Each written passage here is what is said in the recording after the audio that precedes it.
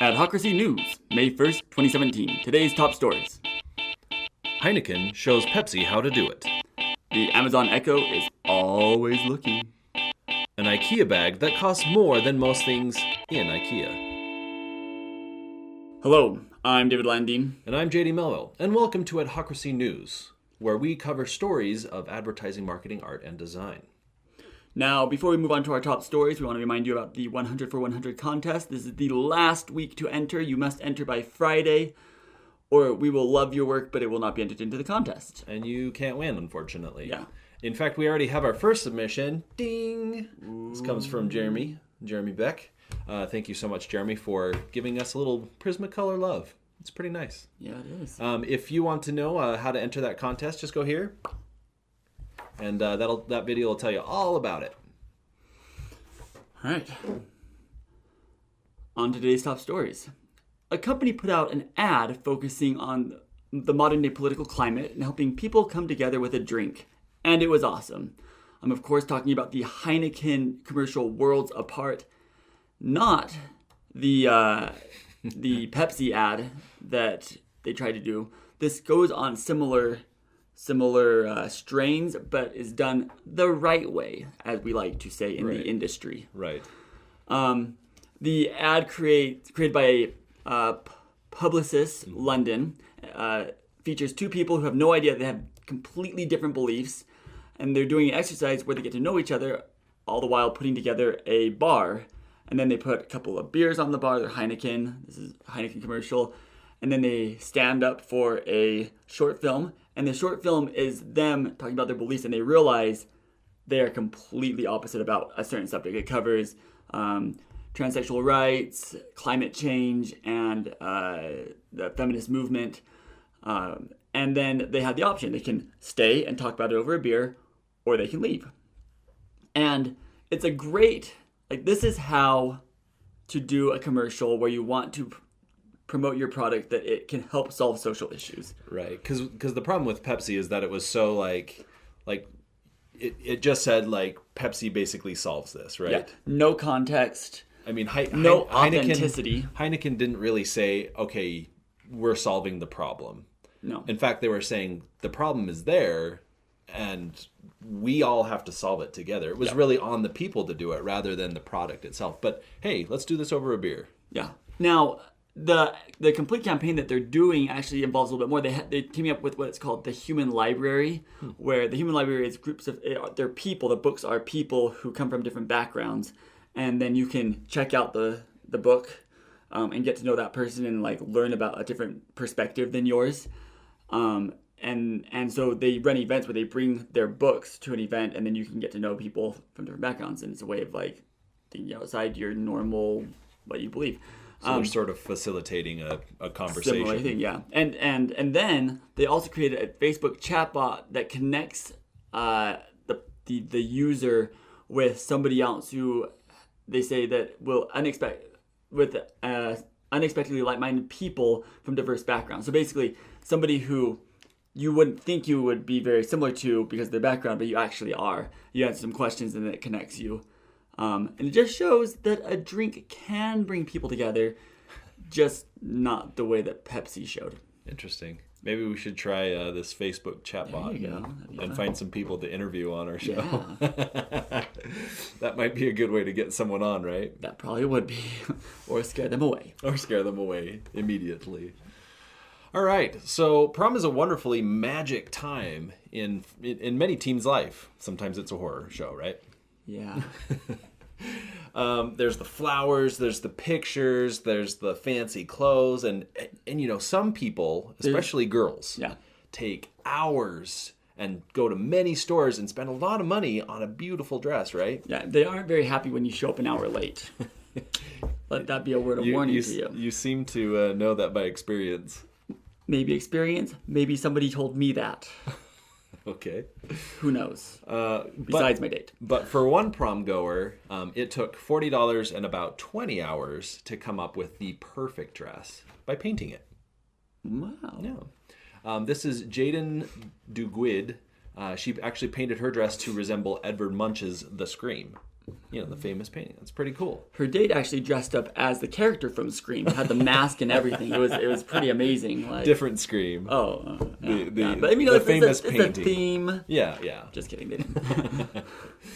To take it even further, she actually did paint her date's tie to be a painting of the Scream as well, which is kind of nice. I mean, they matched. Yeah, well, he needs to say that. I mean, obviously, if she's able to do that to a dress, she's going to be an artist someday. And, oh yeah, like that's going to be able to. Like, she's actually in art college right now. She's going through, and she's got a great style, and she's got a great future ahead of her. In fact, this wasn't the first dress that she did.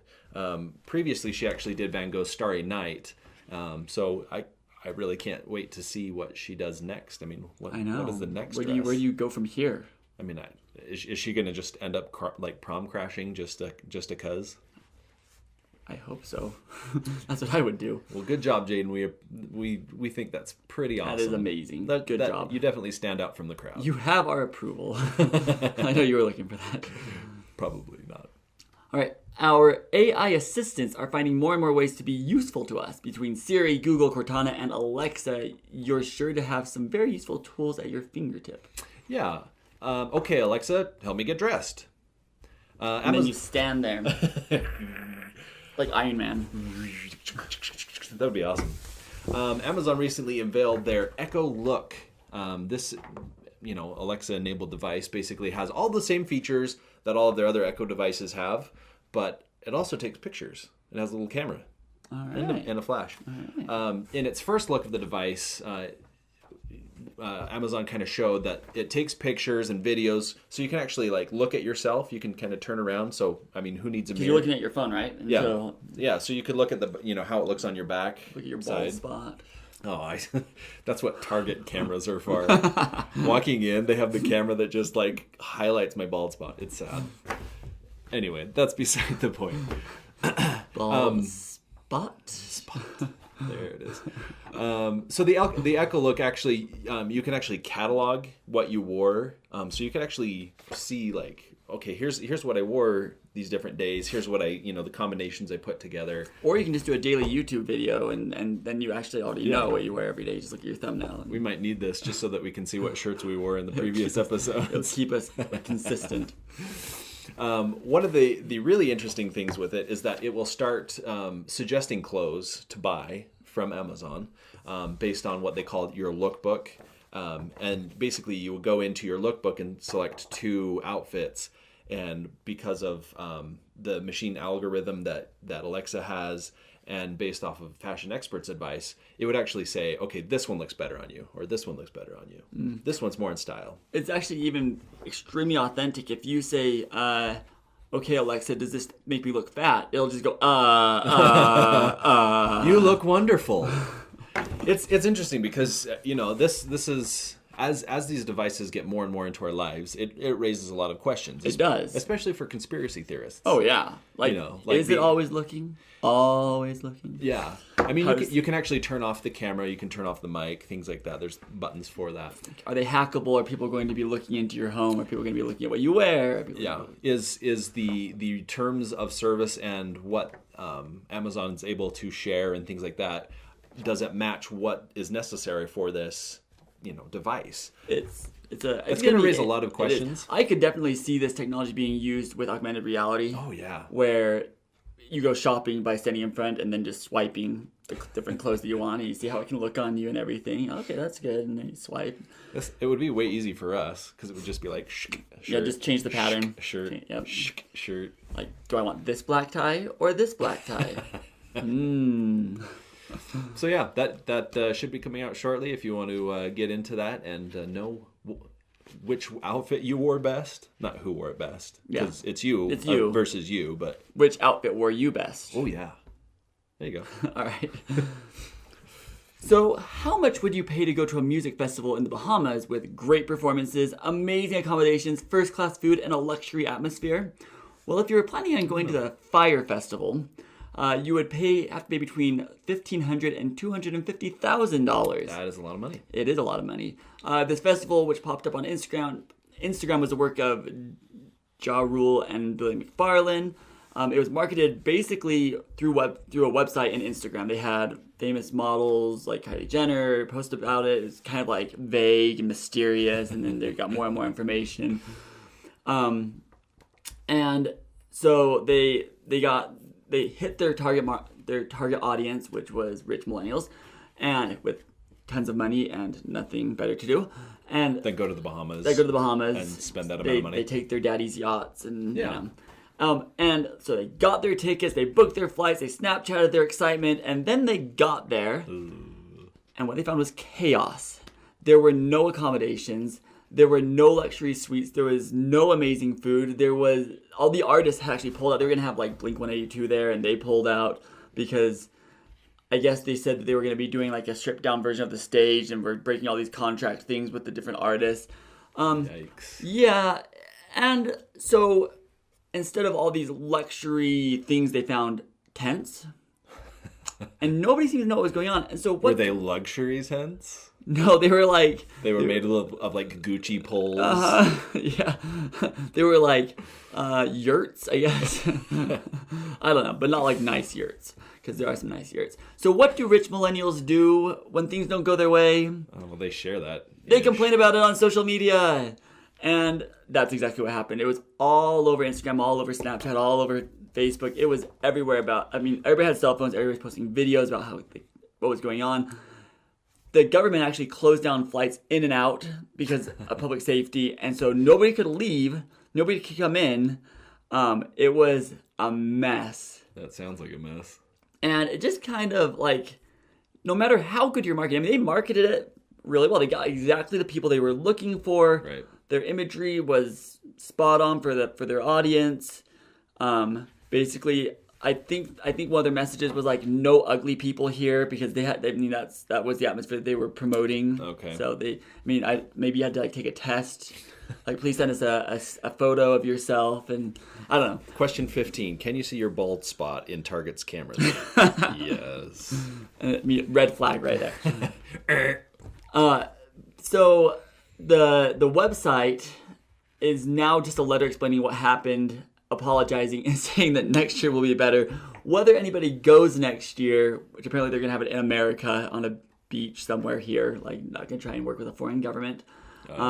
Whether anybody goes is still up to be seen, but I think now that they figured out marketing, they need to figure out PR. It sounds like they need to figure out the actual product side. Yeah. Because that's the thing with branding and advertising, right? Like, you can advertise and brand something to be high-end and luxury. Look at Kickstarter. But if that doesn't match or even come close to, you're going to have problems. Kickstarter is a great example just because there are so many things that people brand that this is the next and the biggest and this is going to be, everything that you want. But then when it comes to it, they kind of look and say, oh, okay, this is... One of the lines that they had in their letter said, once we make... Let's see, what was it? We apologize... I can't remember. It was something about like we're going to try and find people who've actually run a festival before, or something like that. Well, yeah, that might help. Get people who know what they're doing. I think that's kind of what they were saying. So that might be important. Yeah, I think so. Now, for our next story, do you ever, wish that the iconic blue IKEA bag, the big tote, that you walk around, yeah. Have you ever looked at that and been like, I want something just like that, but a little bit more fashionable, and maybe in like leather?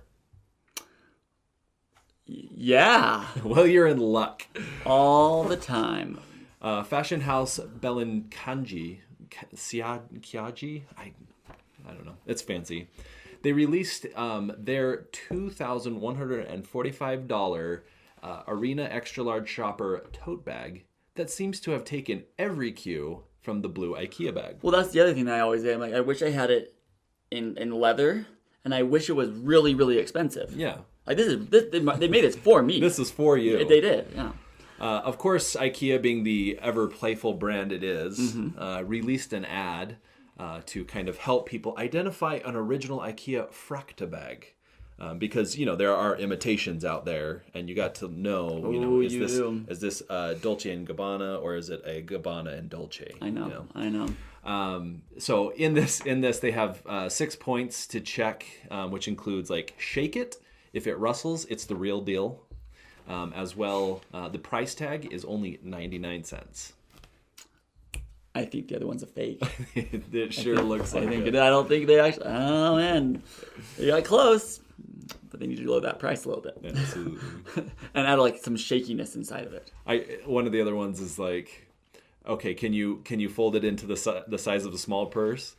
Congratulations, it's real. Can you get it dirty? Can it carry bricks and hockey equipment? Bricks and hockey equipment. Yeah, well, it probably could. You probably wouldn't want to, seeing as you paid $2,000 for it. Yeah, a little more than that. But. All right, well, those are our news stories for the week. What did you think? Were there any that we missed that you saw? Or what do you think about the $2,000 IKEA bag? Are you going to buy one? Is that on your shopping list? I mean, we want to know. Let us know in the comments below. If you like what you saw today, make sure you click the subscribe button. That'll let you know when we have a new show. Mondays are news. Wednesdays our actual show, and then Fridays we have fun, we goof off, we interview people, we do things because we like to have fun. Make sure you check out our 100 for 100 contest. Then you can do that this week, so let's make it speedy. Just do a doodle, do something fast. Like imagine that we are a client that's like, hey, can you just make us something really quick? We just want to see what you can do. Can you just mock that up real quick? We'll pay you in exposure. Oh wait, no. We might pay you in money. Yeah, real money. Thank you so much for liking, commenting, sharing, and subscribing to our videos. We really appreciate it. Make sure you follow us on Facebook, Twitter, and Instagram, where you can also share your artwork with us. And to begin your week, we're going to give you a video. So enjoy. I would describe my political views as the new right. I'd say that I'm left.